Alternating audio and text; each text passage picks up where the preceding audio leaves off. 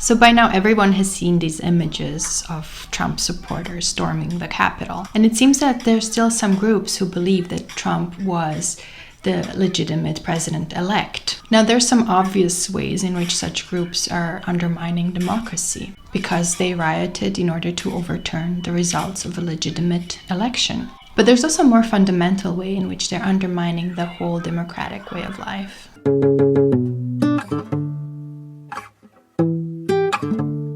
In a previous video, I argued that the American democracy is very much inspired by the American pragmatist tradition in philosophy. On this view, democracy is not just the rule of the majority, but a way of life. It is the capacity of the public to do things. Beside this emphasis on action, there is also the idea of open-endedness. The idea is that democracies do not just have their own agenda, but that they're always and inherently open to new input from their citizens. So I talked about various movements in the history of democracy that brought forth concerns of citizens, which were not very well known in the mainstream.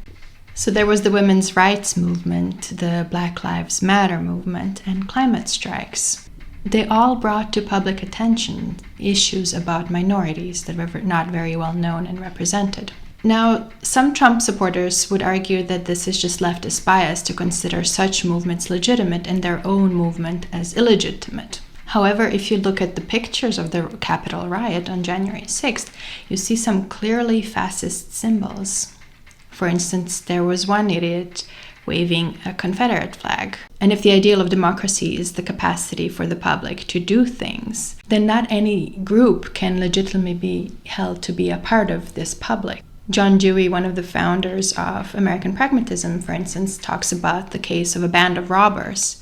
He says they are inherently not a part of the public because what they do is defined by actively harming members of the public, namely robbing them. So a similar case can be made to these fascists. They cannot be held to be a legitimate part of the public because their ideology actively seeks to harm members of the public, such as African Americans, for instance. However, a lot of these people were just ordinary people who got caught up in a mob mentality and stormed the Capitol along with their buddies. And you saw them kind of taking selfies in the Senate seats and so on. And this is a very telling and symbolic action, this kind of action of taking selfies in the Senate, in this kind of symbolic center of American democracy. Because, as they repeatedly said in interviews, many Trump supporters feel underrepresented, they feel not heard. So what they're doing is they're taking matters into their own hands and they're representing themselves with a picture and then later circulate in social media. They're saying, see, I am important enough. I am visible now, finally. I'm in the Senate. And apart from the violence, this logic is to some extent legitimate because political assemblies have the function of making visible marginal groups. However, the goal of such assemblies is ideally to contribute to this capacity of the public to act together by bringing in new viewpoints for the public to consider. And if the public is to act together as one, it needs a common knowledge base. Just like if any group is to act together, it needs a common idea of what is the situation and what should change. However, the basis for action for these fringe groups are not understandable to the wider public. So when asked why do they still think the election was stolen, a lot of these Trump supporters said that they saw videos in social media that proved that Trump ballots were burned, for instance. And these were videos that went viral but were actually proved to be false, as they were not depicting actual ballots but just sample ballots.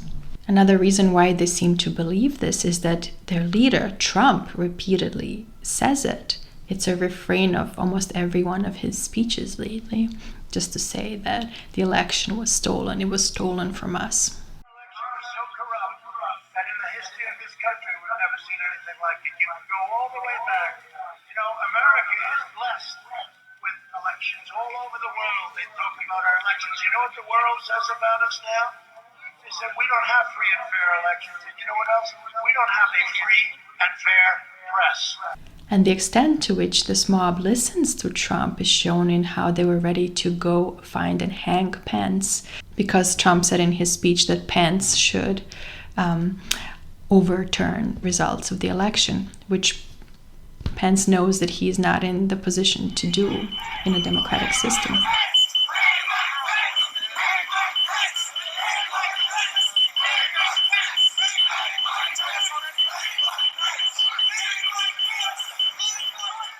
So when coming in and chanting hang Pence, they were appealing to an authoritarian leader. The source of the reasons for their action are to be found in one authoritarian figure. And their actions were ironically ushering in the end of their very own ability to have a say in public matters.